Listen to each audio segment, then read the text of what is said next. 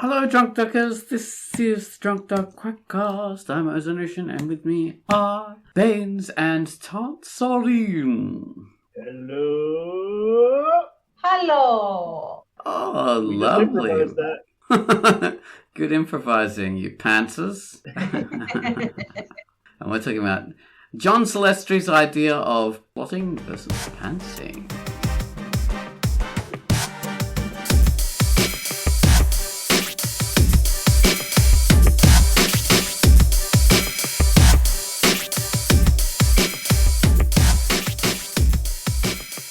So, today we're talking about plotting versus pantsing. John Celestri's fantastic idea. We've been foreshadowing this topic for about 2-3 weeks now, because John Celestri came to me with this idea for a Quackcast, and I said, yep, that's great, but we have all these other ones planned, and we have to get to them first. So, yes, we'll do that, and please post in the forums. And I think, Baines, you told him to post in the forums too, did you? Yeah. Yep, there we are. Triangulation.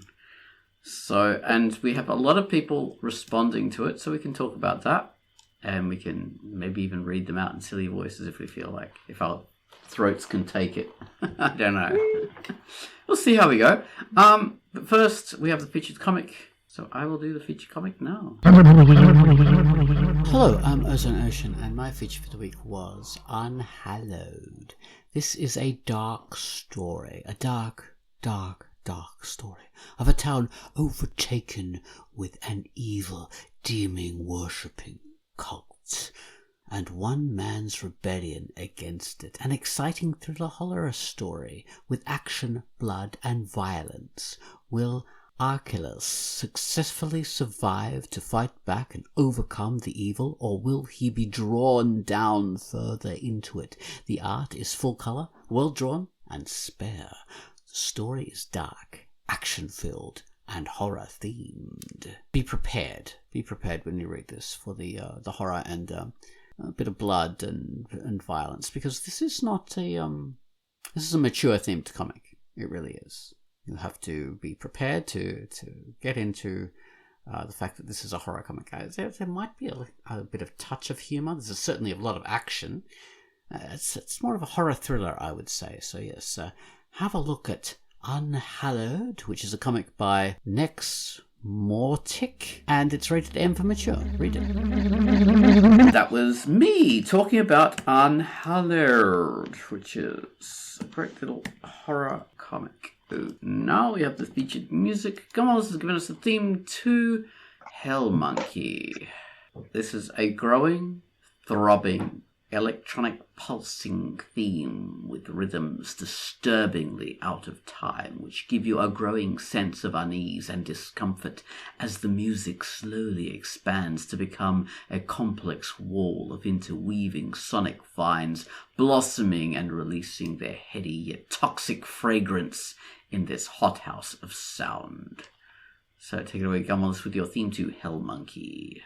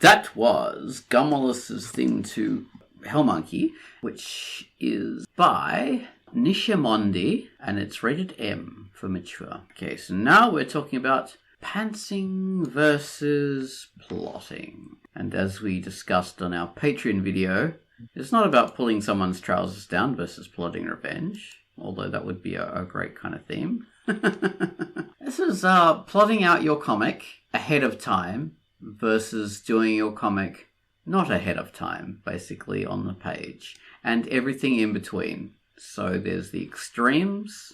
You could have plotted your comic out in 10 years in advance. There are people that not only plot their comic in 10 years in advance, they draw it out 10 years in advance, and they will post it regular as clockwork, versus doing it basically panel by panel, which, there were some professional comic artists who were paid lots of money that would do 3-panel comics on the day. Like the hour before it was meant to go up, they would do that. So, wow, yeah, like standalone panels or story. Well, a 3-panel joke gag comic, that kind of thing. Yeah. Oh, totally. So yeah, and they all count as comics. Yep, they do, and that's obviously one that's a lot more. I mean, it's more self-contained. You can do it. Exactly. Look it up. Yeah. Yeah, actually, trying to do a story comic via, pantsing it on the day, on the page, is very difficult to do. And it's got some downsides. Well, we can talk about later, maybe. Yeah. Oh, yeah. I mean, I've tried to do it myself many times, and it's so bloody hard. Although, on the other side, if you plot stuff out too much in advance, if I plot it out too much in advance, and I try and draw that, it becomes it's better written, it's way better done, but it becomes much harder to be enthused if you're just drawing out something you've already imagined in your head. It's not very fun. Although, like, there are times when I've plotted stuff out and then I've lost what I've plotted out. I've lost the thumbnails, I've lost all this, and I've thought, I can vaguely remember this. I'll just sort of pants it based on what I can remember. And when I do that, it's always way worse than what I had written out. When I eventually find it and I thought, oh my god, this is way better, way more intelligent, it makes way more sense, it's funnier, it's cleverer, the artwork would have been better, everything would. Yeah, you had time to work it out. Yeah, and give it some thought. So is that how you do Pinky TA? Is it like plotted, the individual stories are plotted out? I can't do it because I lose the enthusiasm and I lose the joy, so I can't work to plotted out things. So what I do is I roughly write out what the story's going to be, and I just draw up the pages based on these rough outlines, and that seems to work. And they do the dialogue based on where the outline should be. So it's a mixture of pantsing and plotting. So I know it's like the Marvel method. Is it? But one person doing. Yeah, that's was the old Marvel method. I don't know what they do now. But yeah, in Stan Lee's day, he would do a rough plot outline. The artist would really create all the pages and draw whatever they wanted based on the rough outline, and then Stan Lee would come in and. There you go. I'm doing the Marvel method. Next. Yeah. Exactly. Yeah, because you've got to balance up. Is this going to be really good versus am I going to enjoy doing it? What's the point of me continuing to do it? Because if it becomes a job, then unless someone's paying me, I'm not going to enjoy doing it. I don't even want to do this. So, yeah, there's that. If you're allowed to improvise and have fun doing stuff, then there's more reason to do it. That's why I love working as an artist for you on Bottomless Waitress, because it allows me to have the best of both worlds. You've already done all the plotting and you've already made it these fantastic jokes and stuff like that. and already even done the page design and all the work for me. And I can improvise on the way the characters look and, the scenes and all that kind of stuff. So it's incredible. I love doing that. And when we did Key of Dreams, it was the same thing. So yeah, that's where I shine. Being the artist is just so much better. Well, I love doing that collaboration too, both of those collaborations. And yeah, it's really nice to do the scripting / layout. I'm sort of scribbling out pages. I write the script, scribble the pages, change the script on Bottomless Waitress, and my chicken scratch artwork. I add color to them and stuff, but it looks like someone just smashed a bunch of butterflies or something on the page. It's all like panels, and then Oz comes in and does the wonderful artwork, and it's deadly. It's great. So yeah, that's like, weirdly, I look at that artwork and think, why am I really doing an art version of this? He's already gone really excellent artwork anyway. I go pretty hard on those layouts, with color and very rough detail. I've thought about doing a comic in that style, that really roughly drawn. Should definitely do it. It works. Yeah. The expressions are great, the poses, the scenery, you do the background art as well. That's weird. It's like it's super fast.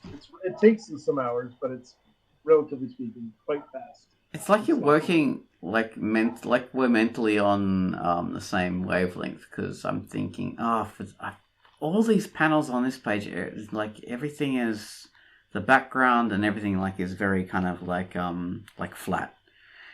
I want to do something more perspective, and then lo and behold, the next page you've suggested a perspective scene of the diner. Oh, that's good. That's what I was thinking. Yeah. So yeah, it works well. So yeah, what about you, Tance, with the pantsing versus the plotting? The one webcomic I ever made that was 100% pantsing was Wolf. I had no idea what was going to happen. And I didn't like that feeling sometimes because I like to feel that I have some answers myself before I move forward in the story. Yeah.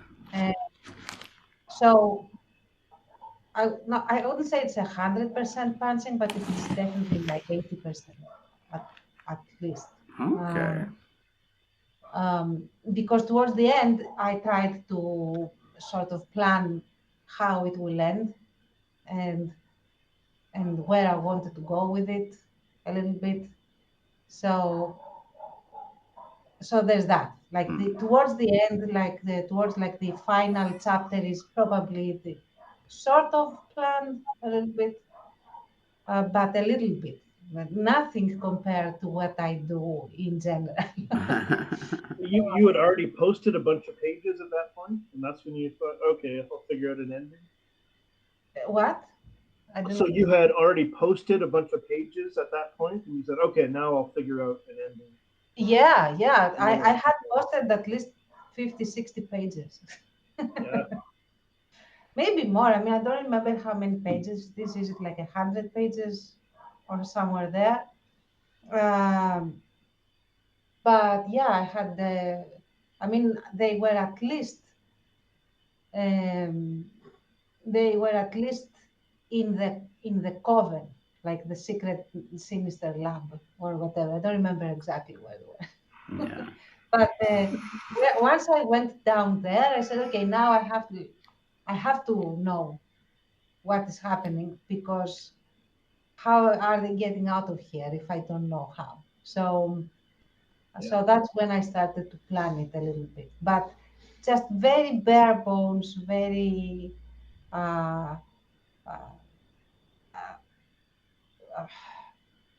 shallow even planning, I would say. So yeah, but then Um, Everything else has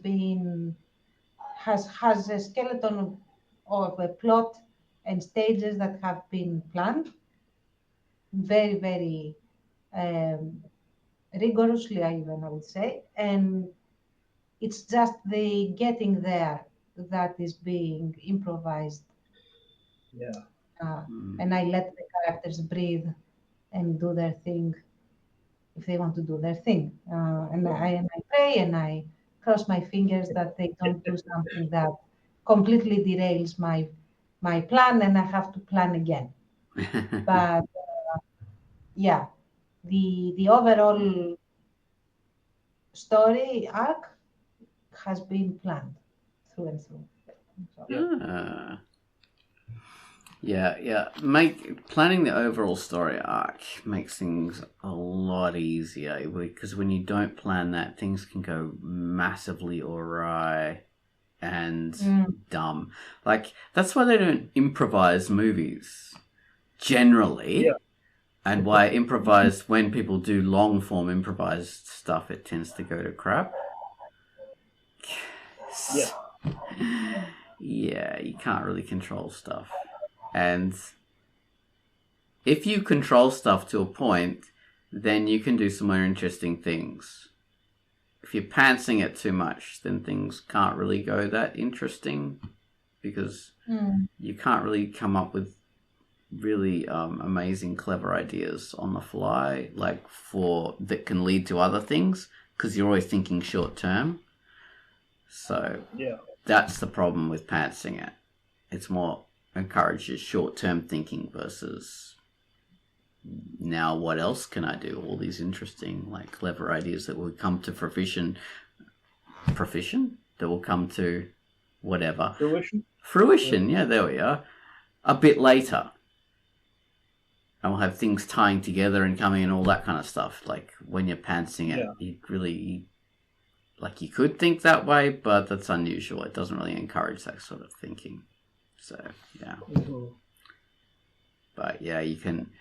Versus the freshness. You can be really fresh when you're pantsing it. So... Yeah. I was just going to say, Bottomless Waitress is the ultimate pantsing. Because they're all pantsed. Pants. I mean, the other way you could do it, I don't know. I'm curious about how many webcomic makers do this. Is writing the whole thing, pantsing, and then you can go back and edit. You know, you redo before you post any pages, because of what I said earlier about the downside of too much improv is that you might go off and realize that, oh, this story should be this, but you've already posted the beginning. So if this matters to you as a creator, like the beginning and the end might not match. Like it might morph into something that when someone reads the whole thing, it's not as coherent, it's not as good. Yeah, exactly. And it's I have done the whole writing out the entire thing, and then needs arise and I go back and edit with Brave Resistance.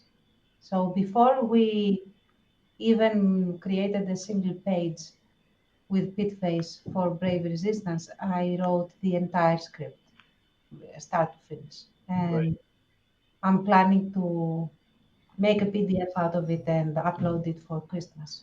Oh, that's interesting. This someone sees how it ends. Turn it into a radio play and have it scripted out. Oh, that would be fun. That would be so much fun because it's all dialogue, really. There you go. Yeah, I'd love to hear Nikos having his particular lines. His little rants, yeah. and Hunter. Maybe Ben Wallace would do like a bed of like exciting music. Yeah. Underneath it. You guys are gonna do that. Like, I will be enjoying it. Yeah, love to do those roles. Jeez, Baines would be Hunter. I think he can do gruff characters better than I can, or maybe I don't know. He's not that much of a baritone. I mean, he is a baritone, but not that much. Hello, I'm Hunter. Yeah. Sakis is a bit more towards that. Like Sakis is the gruff, like. Okay. Okay. Because the idea was that he is like a Malamute and Nikos is like a Chihuahua. So I can't do a Greek So accent though. So. yeah, Hunter is like the German Shepherd in the middle. So, Yeah. Oh dear. so yeah, but there were like some instances where, as we were writing, like we were not writing like creating the pages, some other little ideas popped up and or some insights like he seems like this or like that, we shouldn't do that, we should change the dialogue, tweak the dialogue a little bit, and then I would edit like we did for Key of Dreams. So that was a great little experience. I loved doing that. Loved it. Needed to do the sequel. Yeah. Well, I promise I will sit down and write a sequel. I just need it to be like not forced. We have to get an idea that we're all excited about, and then I'll write. So. All right, so we should do this. Some people's contributions from the thread. Let's do it. I'll introduce it with John Celestri. Okay, so this thread is in the Drunkduck forums. It's sort of titled "Blending Improvisation with Solid Story Plotting Structure."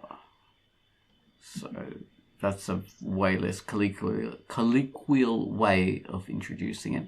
And John says, I'll start this conversation by asking the question, are you a pantser or a plotter? In other words, do you write your comic as you go along, or do you have a detailed story structure before you start drawing? Page 1. And the first response was from J. Scarborough. So who wants to read J. Scarborough? Almost everything that I produce is planned meticulously before I actually start working on it. And Vampire Girl is no exception. Particularly the second season, which, as a lot of you know, took me 2.5 years altogether to complete those 35 strips pages. Okay, I was shooting for Dick Van Dyke in Mary Poppins, but it didn't really work. Sound more like Stan Lee. I was going to say Excelsior. Excelsior. That was very Stan Lee. Yeah. So, Tance, would you do the honor of giving us a helix finger? Andrea's helix finger, which is this symbol. I know the symbol. I don't know what kind of accent the symbol would have. So. Well, he is Swedish, but you can do any accent you feel like. Swedish. I'll try, but I apologize in advance. I will say I'm the former when it comes to both Molly Lusk and infestation, whatever. Sorry. Sorry, guys, I am half blind. I have to. Control plus screen. Is what you should do. Yeah, that's what I'm doing. Sorry. All right. Okay. I'm starting again. So I will say I'm the former when it comes to both Molly Lusk and infestation. The reason is because I'm obsessed with the world building and character development in those stories. On the other hand, why are you doing this to me? Rathi and Inferno, I have a script that was figured out and finished before I started posting that one. Since in that one, I'm generally just focused on the plot and it has a setting that is centered around established ancient mythology, as opposed to being a setting of my own making. And thus, I ain't too bothered with tinkering around with the character development and the world building as I post on that one. Uh, Well, there sorry, you like go. yeah, he has a Tan's accent. Sorry. No, that was well done, Tans. Yes, that is Rathi and Ginfernal are very hard things to say, and you did well. Thank you. I did not Thank expect it to be that tricky. Yeah, those titles are tough. Yeah. Those are comic titles. All right, so we got. I've got to do Iron Scarf because I used to do him. So Baines, you can do Depat. Depat 57. I could be a subtle Hindu Kush blend of both. Plotting and pantsing, he must be. Which is to say, I might not be following an actual script, but I'm not flying blind. I always have a fair idea of where the story's going. I usually always know how and where it's going to finish. That's kind of what all three of us said, right? Yeah. Exactly. We sort of go with that kind of broad improvisation way of doing it, but not too much. So yeah, that's nice. All right, so we have Iron Scarf, and I used to do a Terry Thomas voice for Iron Scarf, so I don't know if I can do that now. Definitely a plotter. I don't post anything until I have a beginning, middle, and an end in sight. If it's an ongoing comic, I'll have a chapter fully plotted out, though I might not call it a chapter, while what comes after that may be less defined.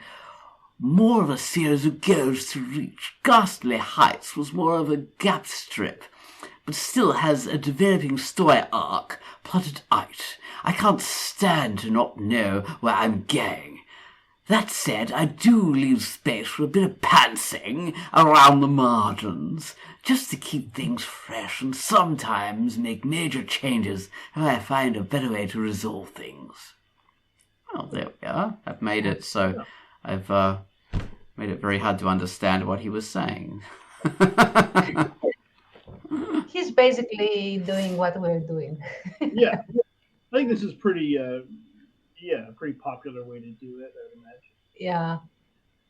Yeah. When he said a way better way to resolve things, I can definitely think of at least one time in one of the comic stories where it was right in the middle of it, either from just looking at the page I'd made or the comments or a combination of, I'm like, oh, that's how this should end.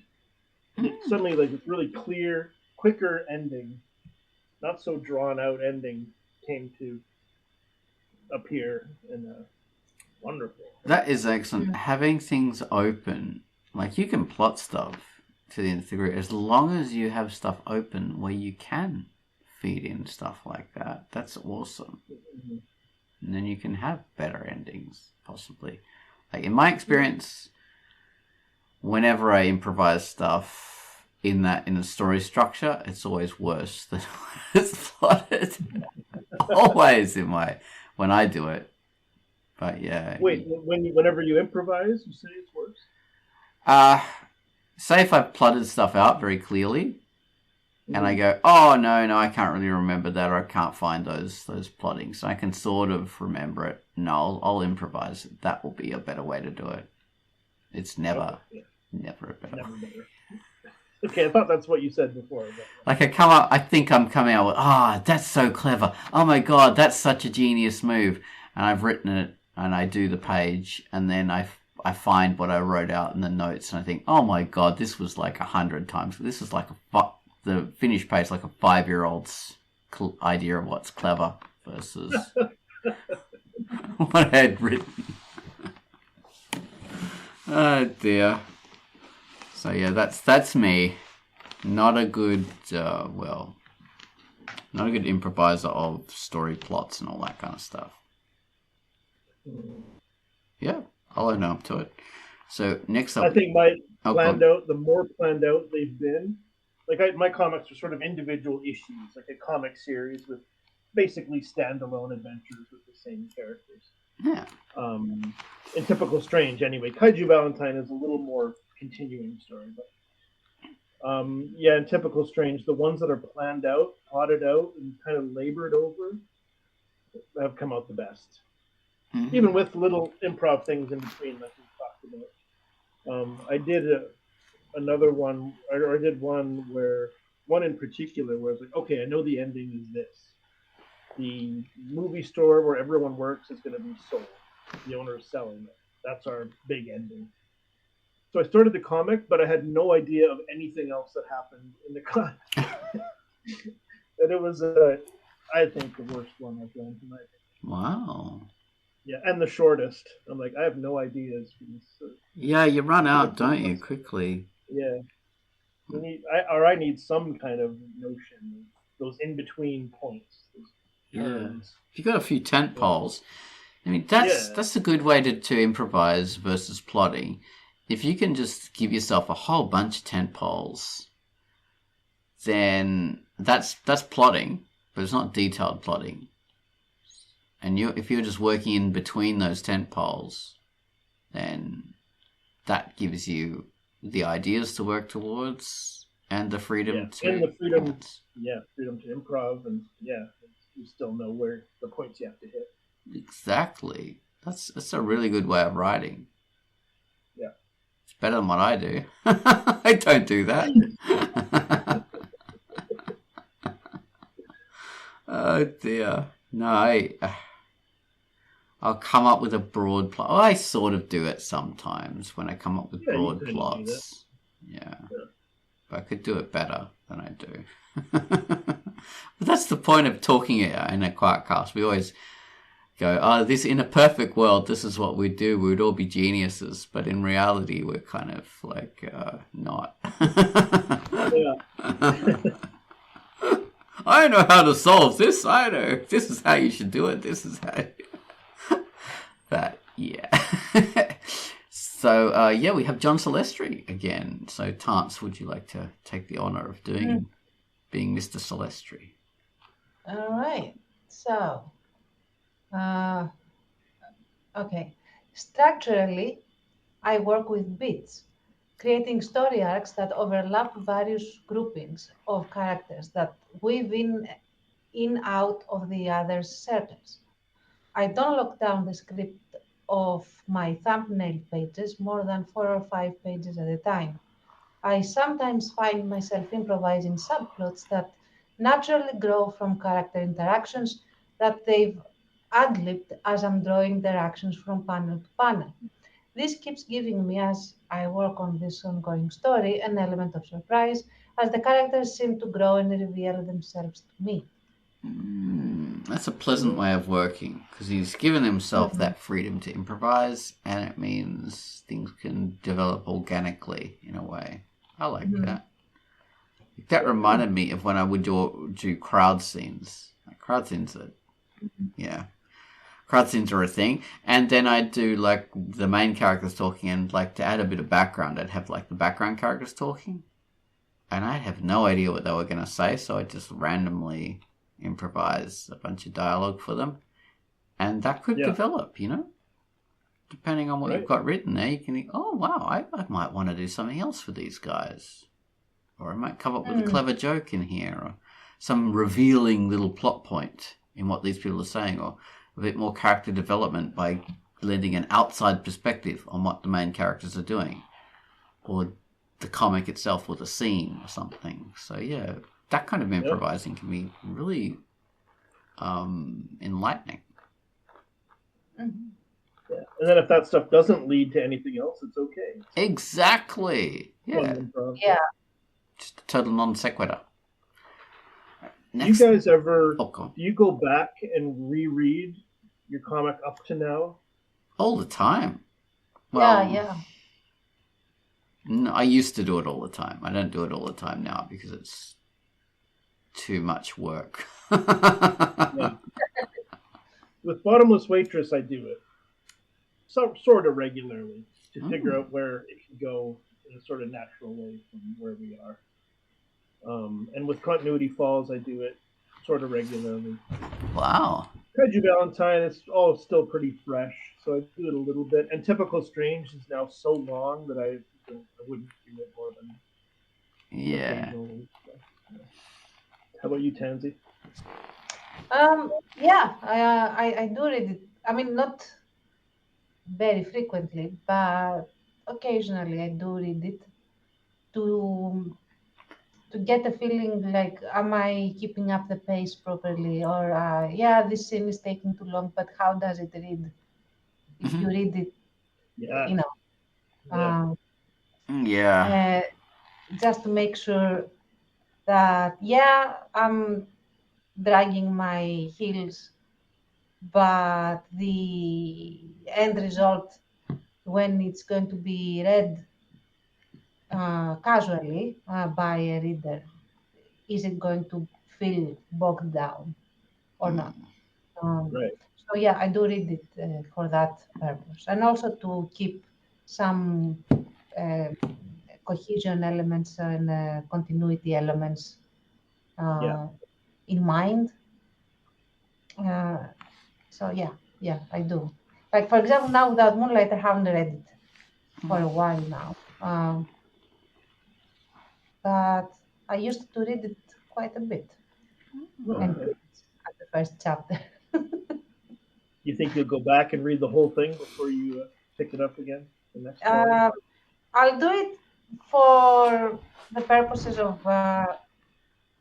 like formal reintroduction into the mindset. But yeah, not really for issues of continuity. I pretty much remember very well where we are and Right. where we're going. But yeah, I will do it as an honorary thing. Like, yeah, we're sitting down to make this again. Yeah. And so I'm reading it again. So I think a Right. lot of the time.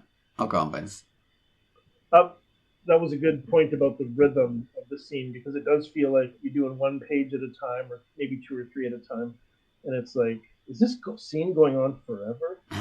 This feels like I've been doing this forever. And yeah, then you go back and kind of refresh yourself on the rhythm of the whole thing. mhm. Like you said, what it feels like to read one page at a time as they upload versus reading the whole thing when it's done. Yeah. Very different. Binging. Yeah. Mm. Yeah, I forgot what I was going to say now. Oh, sorry. No. Yeah, it's a process. It's fuck. What was I going to say?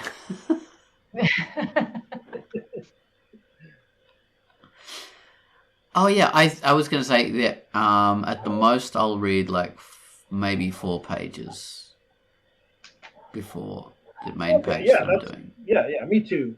I'll do that sometimes to see where we in the immediate past or whatever. Get that kind of rhythm, the freshness of the scene that you're in, Yeah. rather than rehashing the older stuff. Which is, I mean, it can be a lot of fun to reread your stuff, but it can feel like work too. So. Yeah. And there's also, like when I make a page for Verdant, I have the previous page open as well, Yeah. just to make sure that I don't use like slightly different colors, slightly different designs in the stuff that needs to be painted and all of that. For sure. Uh, uh, but there is another element, like, and I had this experience that shocked me recently, since we are talking about these things now. So I wanted to finish my, like, to edit my novel, the third book, and just complete it. And so I reread the previous books, start to finish, Oh god. all of them. Yeah. Because I hadn't sat down to write Art of Ailing for maybe 10 years or at this point. And a lot of stuff I had forgotten or I wasn't sure about. So I said, okay, I'll start reading it from the beginning. And my God, have I changed in I can how imagine. yeah, how I write. My writing is completely different right now. I felt like I would grab my old self and shake her, like, what are you doing? And, and and also, it's not only that. Some of the stuff that I am uh, dabbling in, I don't like the way I have handled at all. To the point that I tried. Okay, I said, okay, it is what it is. Continue it in that vein, finish it, and then be done with it. And I wrote a chapter or two. I wrote 2 chapters from the third book, just editing to polish it and make it, better and stuff. And it felt like it felt like new wine in old like bags or skin bags, whatever. What is it that holds the wine in old times?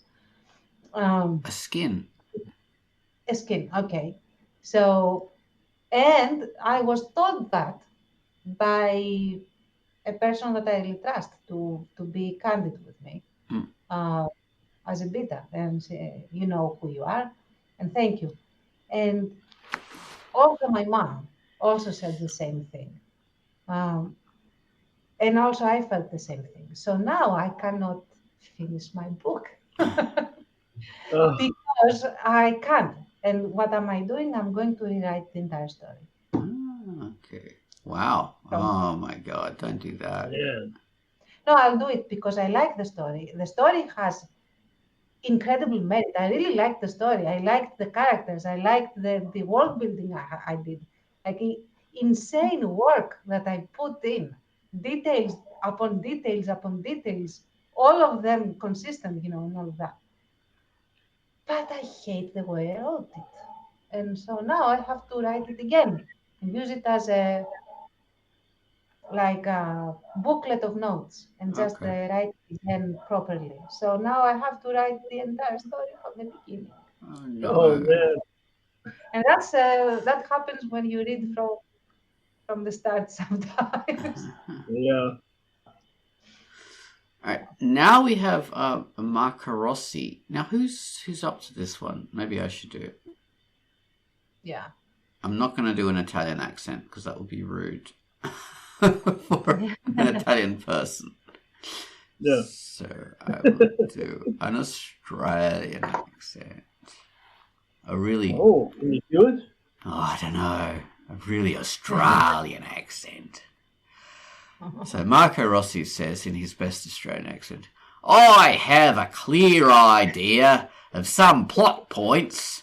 The enticing incident, the main plot twist in the middle, the resolution in the end. And I have a clearish idea of the main 4 to 5 characters and what are their needs and desires from scene to scene. I'm a pantser. Nice. Yeah. A pantser. That's his pro. That's interesting. And now we have to have like a panzer division. A pantser division. It's a pantser. Sounds like a World War II German. So it's the Panzer. Oh my God. We're facing the panzers.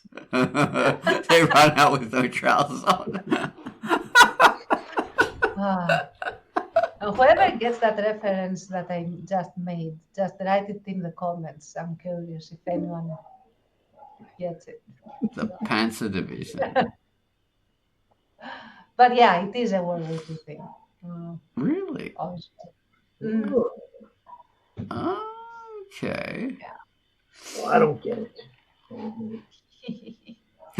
Hold me closer, tiny pantser. Hold me closer, tiny pantser. Oh, Jesus. Okay. All right. So next up we have Bravo 110. So Baines, you listed him. Sure, I'll do it. Yeah. No plan survives contact with the enemy.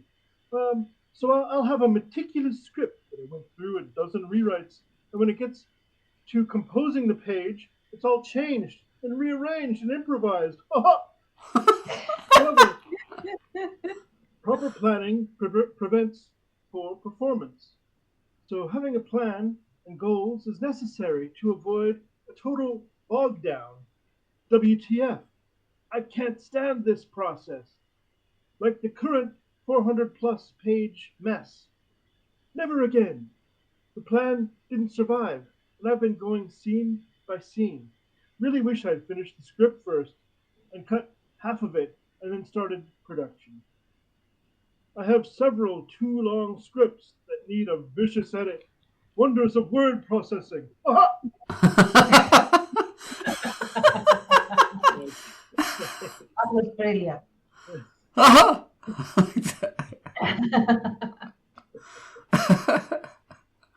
All right. Also a World War II reference. What was the? I said that was also a World War II reference, but no, it wasn't. Oh, Jesus, I can't get any references right now. Now we have Orthosmops. Orthosmops. I'll just read it. He's just agreeing with Marco Rossi. Same with me. Same with me. But Tance, you get the honor of doing Furwork Studio. And I thought I was going to get the easy one. All right. Furwork Studio says, I thumbnail out my scripts, break them down into bigger thumbnails, then get divided into pages. And a lot of times I wind up making new pages, nearly from scratch, to cover a story I didn't think of during scripting. That's all I can contribute. Oh, that was a nice accent. I have no idea what it was, though. That's a bit of a vampire accent. It was a vampire, the count. Yeah. Yeah, if I need to do an accent, I always gravitate to... I want to suck your blood. Yeah. One blood, two blood. Oh, thanks. We have another Bravo. Okay. Oh, a note. Oh, you could completely plan out everything by rising and falling action, character arcs, and complete act and scene by scene according to some computer program. And it still makes no sense page to page, and the actual threads jump all over as you were pantsing. Again, no plan, no matter how meticulous, survives contact with the enemy. Also, meticulous, obsessive planning can strangle a story, leaving it limp and lifeless.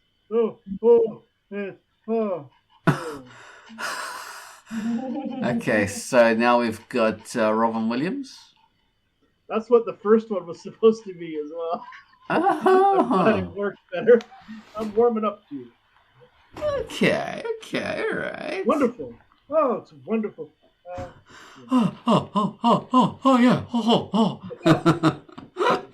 That sounds like Michael Cera. All right, now we got the jagged. So I'll have a go at the jagged. The jagged. You've got 2 posts. Oh yes, 2 posts. So I was going to try and do a German accent, but I can only do a German accent when I'm speaking German, so it's very hard. Oh God, how do I do German accent? Not a detailed structure per se, but I always sketch out the rough storyboard. I can't do a German accent. Rough storyboard. On paper first. Right now, I have 5 chapters ahead, sketched and lettered, for both my main and running series. My stories tend to write themselves. Then my muse is kind enough to inspire me. I can spend days churning out sketch after sketch. When it comes to drawing the final version, I may change the dialogue even 2 minutes prior to release. Maybe even some details on the characters' expressions or the perspective in a given panel. But the scene flow and the general vibe is pretty set in stone from minute 1. Slight addendum, but I find planning too much ahead can kill my motivation of a story, because it ruins the tension and the surprises. When you already know every little detail about your fictional world and people, where's the fun? Discovering it for yourself. It can also be restrictive. If you focus too much on writing, sometimes a certain way, or force yourself to keep a scene because at some point it seemed vital to the story. But when you realize it doesn't work anymore with how the story has developed since. Now it's become ballast. Now you got to kill your darlings, or let them become a rock around your neck that drags your story down. About 5 chapters into the future is as far as I will make plans. I may sketch out vague ideas, beyond that, potential plot points, but I always try to stay flexible. So there we are. That was the Jagged. Very nice. Being the Gustav. That was a good voice and a good post. Good 2 posts. Yeah. Oh dear. Alright, now we have Spooky Kitsune. So that's your turn, Tans. All right. Oh. Matthew McConaughey there. Yeah, but I don't think I can do Matthew McConaughey beyond that, but okay. Alright. Oh, yeah. I have a real problem planning my comics out. My first 2 comics were barely planned out, but with my current comic, I'm doing a pretty good job writing out the story this time. Yeah. That was terrible. I'm so sorry. That was That cool. was nice. Yeah. Yeah. That was sleepy. I liked it. I liked it. Baines. Oh, Baines, do you want to try Ozone? Oceans. Yes, Ozone Ocean says, I have tried complete planning and also complete improvisation. Neither are right for me. Got to have a blend. My favorite comics to work on are Bottomless Waitress and Key of Dreams, where the writing and layouts are done for me already by Bones or Tom Rene, and I improvise on the hour. That was just uncanny. I could not tell the difference. I thought for a minute there, I was like, my voice was coming out of the screen. That was just, I know, yeah. Wow. My head's, I'm just like suffering kind of like, dizziness here. Like vertigo. It's, wow. That was perfect. And now I have Marco Rossi. What voice should I do for Marco? Maybe I don't even remember what you did for his last post. an Australian voice, but I don't want to do that again. Australian, that's right. I'll do a different Australian voice. I'll do my my more threatening Australian voice. He's replying to himself. I have a clear idea. So he says, I should add that I'm helped in this by following the structure and guidelines, by scripting manuals, mostly Save the Cat. In my first webcomic, I first wrote down the plot as part of a short story. Then I broke it in chunks and managed to do a 100-page comic from it. But after that, I read a bunch of screenwriting manuals, some of them having beats that shaped the structure of the story. IIRC, I don't know what that means, say if the cat has 15 beats organised in 4-story blocks, confusingly called a 3-act structure. When I didn't follow this kind of schemes, I had to plan out the story in much more detail, because I didn't have a clear idea of where I was going. Now, instead of following the lines, the story's somewhat standard steps. It's easier because I know that, e.g., I'm near the big mandatory plot twist, or at the all is lost moment, etc. So even if I didn't plan the single scene, and in some cases I have to work out what actually happens, it's much easier to improvise because I know where I am, in what direction the story should be going.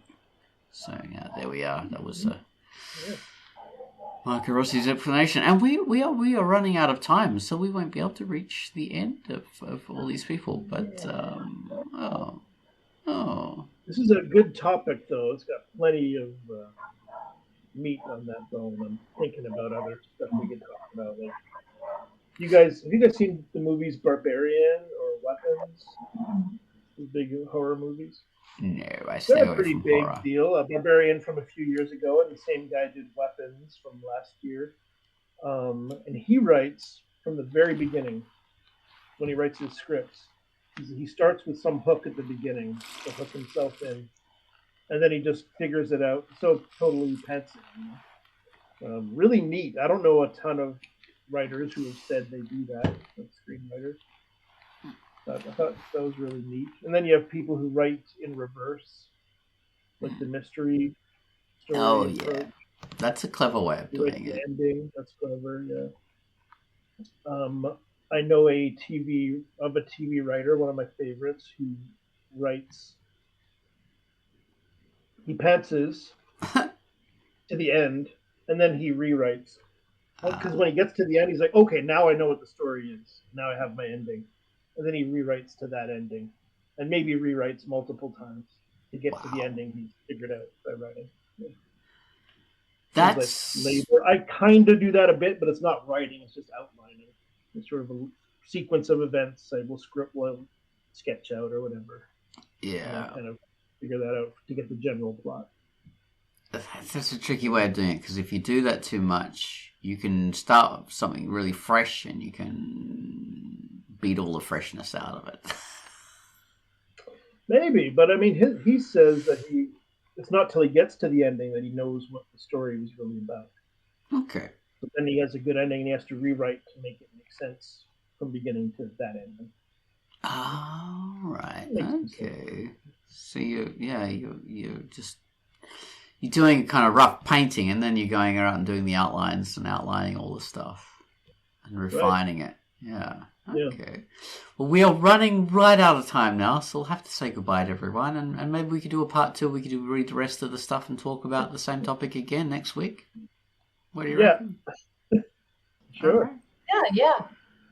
It's a very interesting topic. It is indeed. All right. How much time have we got left? Under a minute. Okay, yes. So thank you very much for listening to Quackcast number 769, the sexiest number. This has been Ozone Ocean and this is Baines. What is the Lily's number? And this is Tans. Goodbye, everyone. Goodbye. Goodbye. Oh, bye.